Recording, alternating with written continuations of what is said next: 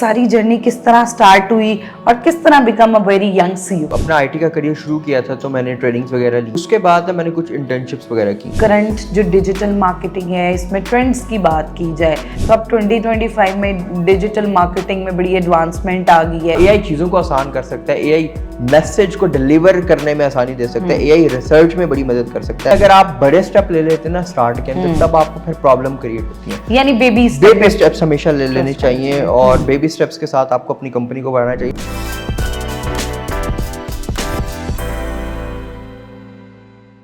Assalamualaikum, welcome to Chai with CEO at Qasim Ali Shah Foundation. It's me, Dr. Warda Sikandar, your host here.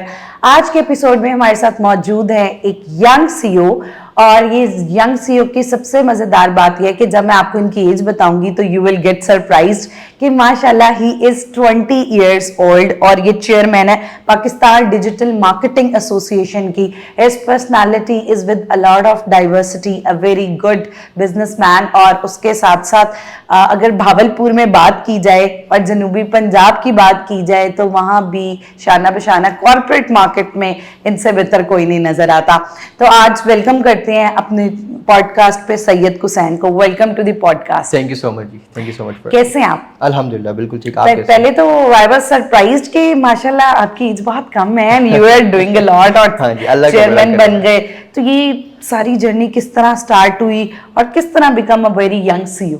देखिए जी, मैं जब अपनी इस field के अंदर आया था, आई वाज 16 साल का था मैं।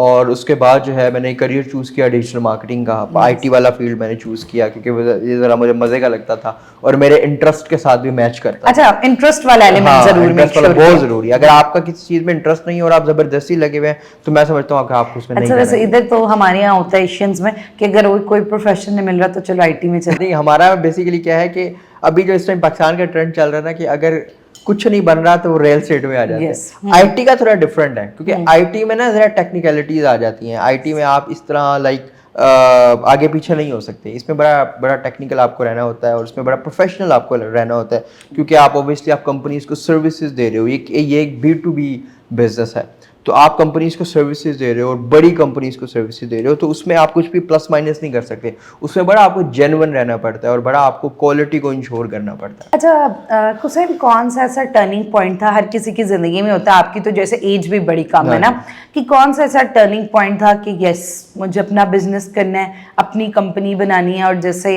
अभी आप पहले मुझे बता रहे थे कि जनूबी पंजाब में माशाल्लाह आपका एक भावलपुर में बहुत नाम है, तो ये कौन सा टर्निंग पॉइंट था कि सोचा यस कि आप अपनी आइडेंटिटी मेक शो करनी है? मैंने जब अपना आईटी का करियर शुरू किया था तो मैंने ट्रेनिंग्स वगैरह ली, तो उसके बाद मैंने कुछ इंटर्नशिप्स वगैरह की। लेकिन मेरी वो कोई नेचर नहीं थी जॉब वाली। मुझे किसी को यस सर करने में ज़रा प्रॉब्लम होती थी। मेरी शुरू से ना ये नेचर रही है। तो मेरी ना डे 1 से ऐसा बिहेवियर था कि मैंने जॉब नहीं करना, मैंने बॉस बनना है। ठीक है, मतलब मेरा शुरू से बड़ा बॉसी बिहेवियर होता था। इवन मैं करता कंपनी में इंटर्नशिप था, रहता वहाँ बॉस की तरह था। ठीक है, तो मतलब एक नेचर होती ना इंसान की, तो मेरा वो जॉब वाला माइंडसेट ही नहीं था डे 1 से। तो हमेशा से मेरा माइंडसेट रहा है बिजनेस वाला, एक बॉसी बिहेवियर रहा है। तो बस उसी ने मैं समझता हूँ कि मुझे ज़्यादा पुश किया है। जब मेरे पास एक स्किल आई, प्रॉपर स्किल आया, उस स्किल के बाद मैंने उस स्किल के ऊपर काम करना शुरू किया। काम करते करते पैसे कमाना शुरू कर दिए। जब पैसे आना शुरू हुए तो एक माइंडसेट तो था, बस उस माइंडसेट को यूटिलाइज किया और अपनी एक कंपनी स्टेबल की। और कंपनी बनाने के बाद अल्लाह पाक का ऐसा करम हुआ कि अल्हम्दुलिल्लाह पूरे पाकिस्तान में उसका नाम है और पूरे पाकिस्तान में लोग उसको जानना शुरू हो गए। That's great. अच्छा, जब कंपनी बनाई, इतनी कम एज में कंपनी बनाई, तो वो पैसे खुद से अर्न किए या अब्बा का पैसा था? नहीं, मैंने खुद से अर्न किए। बाबा की सपोर्ट थी, ऐसा नहीं है। बाबा की सपोर्ट थी, घर वालों की बड़ी सपोर्ट रही है। लेकिन ऑब्वियसली जब आप एक खुद कमा लेते हैं ना तो एक मोटिवेशन अलग होती है। ठीक है, तो मैं समझता हूँ कि उसने ज्यादा पंप किए कि यस मैं भी कुछ कर सकता हूँ और मैं अपने बाप का सहारा बन सकता हूँ। ठीक है, तो ये जाहिर है ये हर लड़के के जो है, मैं समझता हूँ कि हर लड़के के माइंड में होता है कि उसने अपने घर वालों को सपोर्ट करना है, स्पेशली अपने फादर का सहारा बनना है। तो बाप की फुल सपोर्ट थी मुझे बाबा की फुल सपोर्ट थी और फाइनेंशियली सपोर्ट भी थी, हर तरह की सपोर्ट थी। लेकिन मुझे भी पता चल गया कि पैसे किस तरह कमाते हैं, तो बस फिर वो सब कुछ इकट्ठा हो गया। तो वो बचपन में जब जैसे आपने इतने सारे पैसे कमाने शुरू कर दिए, पहली सेल कितनी थी? मेरा जो पहला क्लाइंट था वो 3,15,000 का था। वाओ। मतलब मैंने और तब एज क्या थी?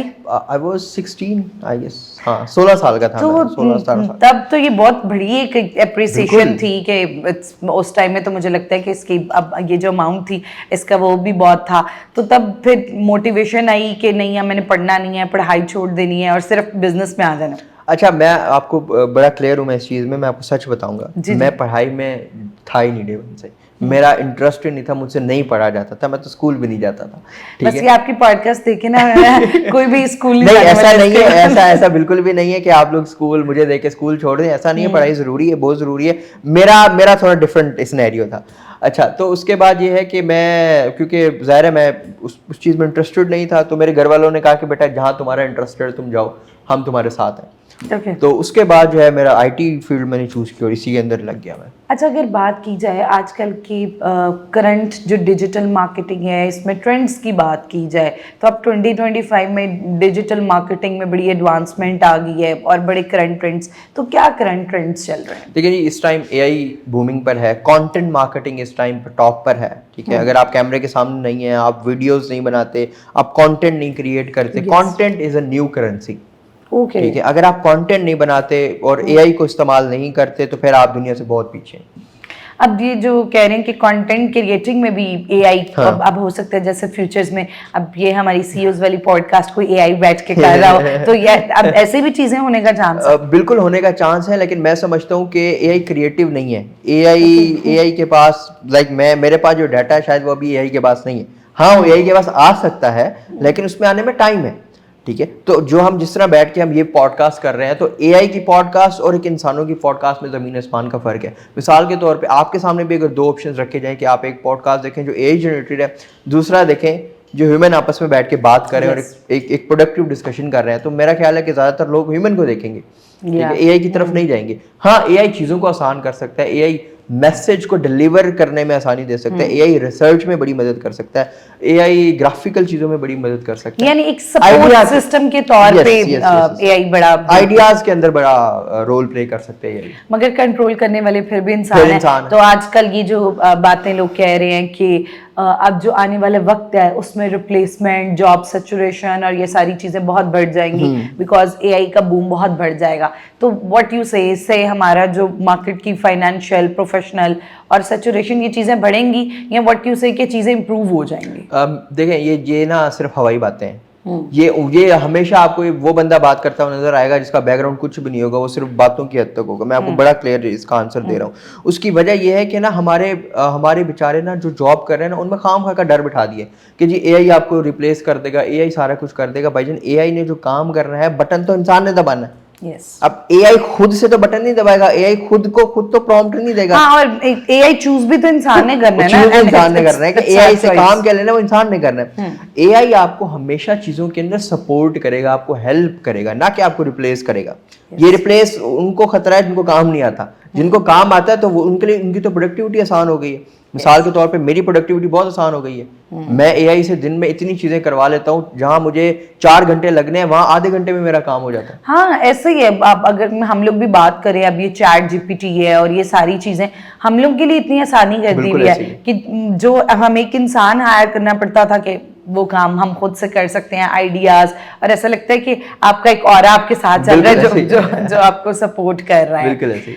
अच्छा, आपने जैसे एक कंपनी बनाई है, you are see of that and you built a team, तो वो सेम टीम अभी तक चलती आ रही है या टीम डिफरेंट हुई? और एक अच्छी टीम का कितना रोल होता है देखिए, बिजनेस को ग्रो करने टीम का ना, इसमें सबसे ज्यादा मैं समझता हूँ टीम को सस्टेन करने का रोल होता है कि बॉस कैसा है, लीडर कैसा है। अगर आप में लीडर वाली क्वालिटीज हैं तो लीडर वाली क्वालिटीज क्या होनी चाहिए? लीडर वाली क्वालिटीज देखिए, आप अगर पॉलिटिक्स से दूर हैं, ऑफिस पॉलिटिक्स से दूर हैं और आप किसी को डाउन नहीं करते, आप हमेशा सबको सपोर्ट करते हैं, उनकी बात सुनते हैं, ये नहीं कहते कि जो मैंने कह दिया बस वही है, आप सबकी राय के साथ चलते हैं ना, तो लोग भी ना उस चीज को ऑन करना शुरू कर देते हैं। हमारे यहाँ पे क्या होता है कि बॉस जो है ना, वो ऑर्डर देता है, वो ऑर्डर पे अप्लाई होता है, चाहे वो गलत हो या सही हो।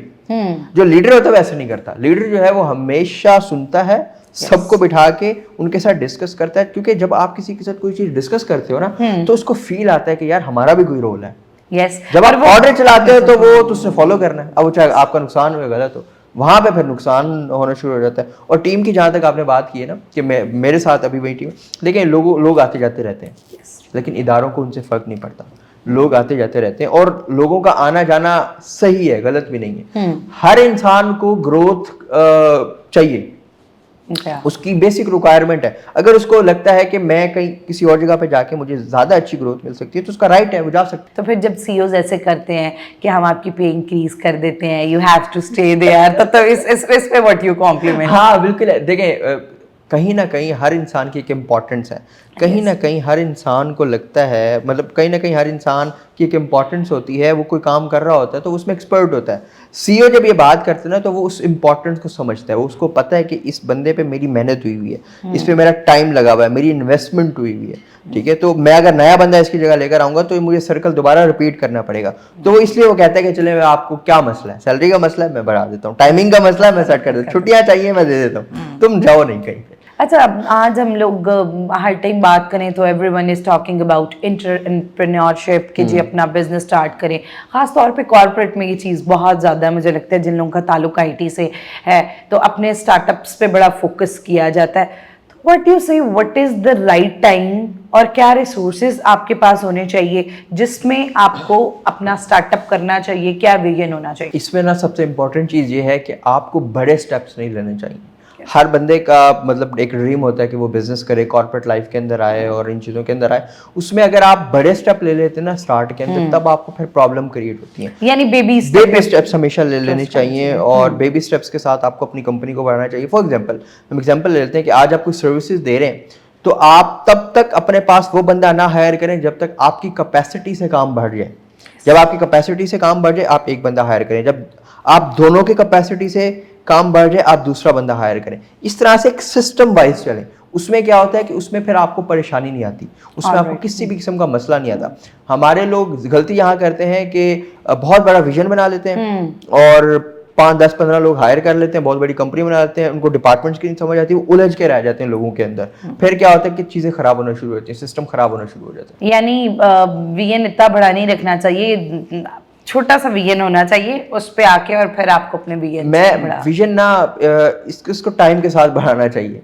ओके, बैठ के ऐसे कह देना कि मेरा विजन बहुत बड़ा है, वो तो ठीक है, सबका विजन बड़ा होता है। टाइम के साथ साथ जो विजन बढ़ता है ना उसकी क्रेडिबिलिटी एक डिफरेंट किस्म की होती है, उसकी स्ट्रेंथ एक डिफरेंट किस्म की होती है। जबरदस्त जी, इतनी मजेदार पॉडकास्ट चल रही है ना और मेरा बिल्कुल एंड करने को दिल नहीं कर रहा। इतनी प्रोडक्टिव चीजें हम लोग सीख रहे हैं, but at the end of podcast आप क्या मैसेज देना चाहेंगे हमारे कासिम अली शाह फाउंडेशन के चाय विद सीईओ फोरम से? देखिए ये बड़ा ज़बरदस्त प्लेटफॉर्म है और मैं यहाँ पे 1-2 बार पहले भी आ चुका हुआ हूँ और मैं समझता हूँ कि सीईओ को, एंटरप्रेन्योर्स को, यूथ को, स्टूडेंट्स को जो जिस तरह से यहाँ से नॉलेज मिल रहा है ना, तो इसको इल्म का दरबार समझता हूँ मैं बेसिकली, ठीक है। और शाह साहब, हाँ जी, शाह साहब जिस तरह से जो है उनका ऑब्वियसली उनका जो एक्सपीरियंस है और उनकी जो बातें हैं तो वो स्टूडेंट्स के लिए तो एक लाइफ चेंजिंग साबित होती हैं।